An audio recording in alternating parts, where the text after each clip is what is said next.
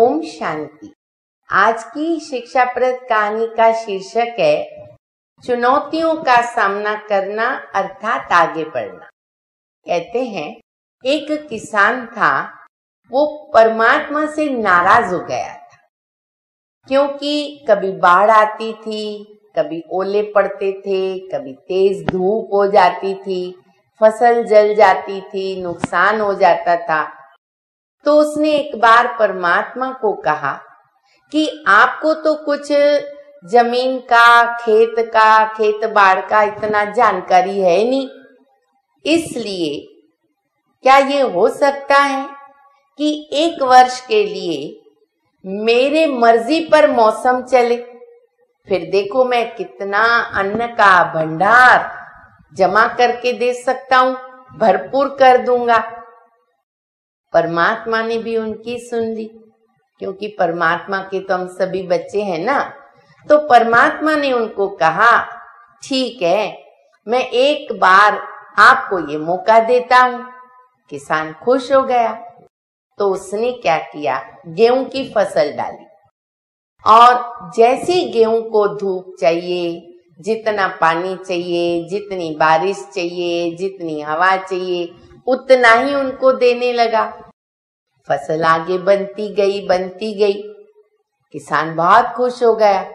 उसको तो एक बार ये भी संकल्प आ गया कि देखो अभी परमात्मा को पता चलेगा कि फसल कैसे बनानी होती है, कितनी मेहनत करनी होती है। जब फसल काटने का समय आया, तो जब वो गेहूं की बाली को खोलने लगा, तो उसने देखा गेहूं की सभी बाली खाली, खोखली के अंदर गेहूं ही नहीं थी। ये देखकर किसान को बहुत वंडर लगा, छाती पे हाथ रखकर रोने भी लगा। और फिर उसने भगवान को याद किया और कहा कि ये क्या हो रहा है, मेरी गेहूं की बाली सब खोखली है, खाली है, उसमें गेहूं नहीं है। तब परमात्मा ने हाजिर होकर के उसको कहा कि बेटा, ये तो होना ही था ना, क्योंकि पौधा जो है उसको आपने कोई चुनौतियों से सामना करने दिया ही नहीं। पौधे के सामने जब चुनौतियां आती है, तेज बारिश होती है, तेज धूप होती है, आंधी लगती है, तूफान आता है, तो वो अपने को खड़ा करने की शक्ति पैदा करता है, अपने पांव पे खड़ा रहने का प्रयत्न करता है, जिस कारण उसमें ऊर्जा आती है, शक्ति आती है और तब उसमें फल निकलता है।